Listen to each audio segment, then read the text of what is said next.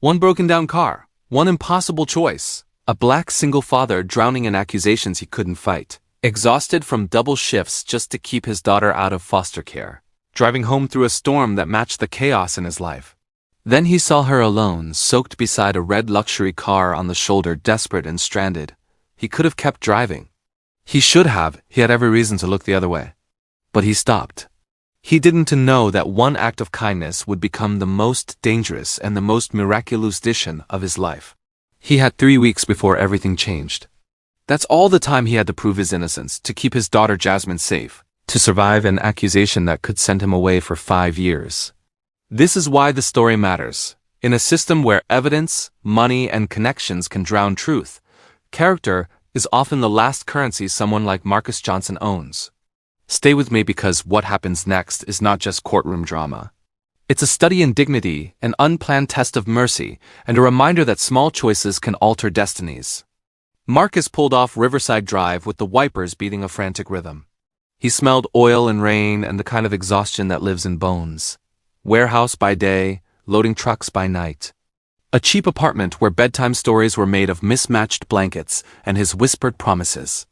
The trial date glared in red on a kitchen calendar, 3 weeks. Victor Thompson, his former partner, had accused him of stealing $47,000 from their tiny landscaping company. Forged signatures, doctored spreadsheets. An expert in making guilt look tidy on paper. Marcus had been called unreliable before, but never criminal. The stakes weren't too abstract. 5 years meant Jasmine would grow up in a world without him. He saw hazard lights through the rain. A red sedan, leather flash, a woman pale and trembling in the downpour. The rational voice told him to keep driving. His mother's lesson: character isn't what you do when things are easy. It's what you do when everything's falling apart, argued otherwise. He stopped. He offered help. She accepted. He fixed a loose battery terminal with grease-sticky fingers and an old rag. She offered payment. He refused. They said names. Marcus Johnson. She thanked him and drove away. And for a night it felt like kindness was a small private thing. He didn't know the universe had registered that moment like a ledger entry, and that the world would later balance itself in an unexpected way. 3 weeks later, Marcus stood in Cook County Criminal Court, in a suit borrowed from Mr. Rodriguez, his court-appointed attorney. His palms were slick. Jasmine's drawings sat in his jacket, a tiny armor he would not let go of. Victor's lawyer presented neat stacks of photocopied documents. A story made tight by Xerox and accusation. Faces in the gallery blurred. Then the judge, black-robed and immovable, scanned the photocopies and asked a single surgical question. Where are the originals? The prosecutor faltered. The courtroom air shifted. Marcus felt something like heat leave his chest and then come back colder. Hope that was also fear. The judge ordered a forensic examination to authenticate the records. It was a procedural step, a technicality, but in a system that often moves on momentum instead of truth, technicalities can become lifelines. Marcus tried not to read meaning into the judge's expression as she thumbed the case file. He wondered if she had recognized him. He told himself it didn't matter either way. The law would take its course. Still, the weeks that followed were the closest thing to living inside a clockwork, Jasmine, waiting for a phone call. At night he would whisper to his daughter about forts and superheroes, and the magic of a lady with a magic hammer who makes bad things go away. He held on to the small human things while the system did its slow, grinding work. The forensic report came on a Tuesday, like a sudden sunrise after a long night. Digital trails, timestamps, IP traces the kind of precise evidence that peels back manufactured lies. Victor's fingerprints were in the logs. The transfers originated from an office computer Victor had access to. The report shifted everything from circumstantial to concrete. Marcus folded to the floor between pallet stacks. Tears he hadn't expected cutting down his face as he listened to Mr. Rodriguez breathe like someone who had just been handed a miracle. The reconvened hearing moved fast. The judge, measured and clear, read the findings aloud. The prosecution's case was built on falsified materials. Charges were dismissed with prejudice. She referred Victor to the district attorney for fraud and forgery. The gavel came down and the sound felt like both an end and a beginning. Marcus didn't hear the crowd. He saw Jasmine's face in his mind. Imagine tucking her in that night and not in a cell. He wanted to thank the judge in that bright courtroom. To step forward and confess the memory of the rain, the battery terminal, the exchange of names. But the courtroom has its rituals. He had to let things play out with restraint. She gave no sign that she'd recognized him. Or if she had, she hid it behind judicial neutrality. He left the courthouse free, clutching papers and a quiet question that would not leave him. He found her in aisle 7 of the hardware store 6 weeks later, jeans instead of robes. Hair down, a small, human woman asking for battery terminals like any other customer. The world has a way of pulling strings taut until two lives meet again. When she turned, Marcus knew. He had known in that courtroom, in the way his heart had jumped. She smiled, and all the formal armor melted into something softer.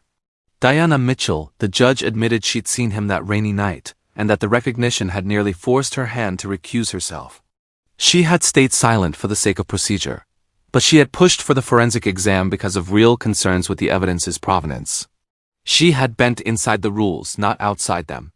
She'd used her authority to correct a procedural oversight, not to manufacture mercy.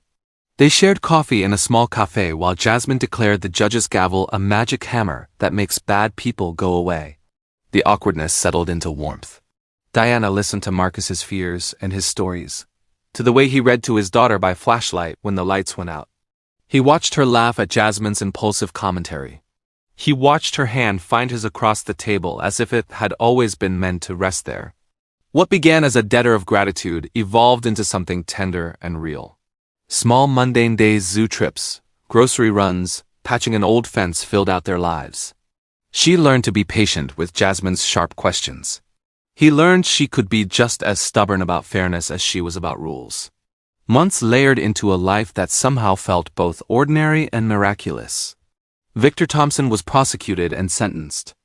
Marcus found steadier work at a hardware store with benefits that meant dinners on the table and medical checkups for Jasmine, a small, practical form of peace. Diana and Marcus's relationship deepened slowly, honestly. Coffee dates, laughter over burnt attempts at cooking, Jasmine's endless supply of drawings taped to their fridge like bright, persistent promises. One afternoon in the park, when Marcus knelt with a ring and Jasmine squealed her secret, the public became witness to a private promise. Diana said yes to both of them.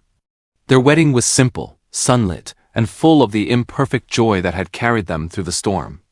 Vows spoke of justice and of kindness, and Jasmine, in her yellow dress, stole the show with declarations and logistical demands about pet ownership. In the small crowded moments of reception, dancing, and laughter, Marcus looked at the woman who had risked professional peril to insist on the truth and felt something like awe. She had not broken the law. She had honored the spirit of it.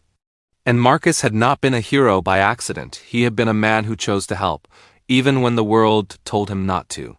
Their family, 3 imperfect, determined people, moved forward with the quiet conviction that character matters. That sometimes the law needs a human heartbeat in its chambers. That small kindnesses can seed everything. We started with rain and a choice. We end with sunlight and a promise. Marcus's world could have ended behind a courtroom window. Instead, a night of listening to wipers and the smell of wet leather became a lifeline. Diana could have recused herself and walked away. Instead, she found a way to insist the system do what it was supposed to.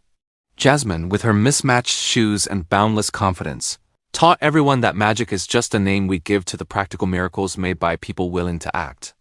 If there's a lesson here for anyone watching across this country, it's this. Character is evidence, kindness is currency. And sometimes the bravest thing you can do is stop in the rain. If this story moved you, share it, because the more we remember how small choices ripple outward, the more we make room in our own lives for courage.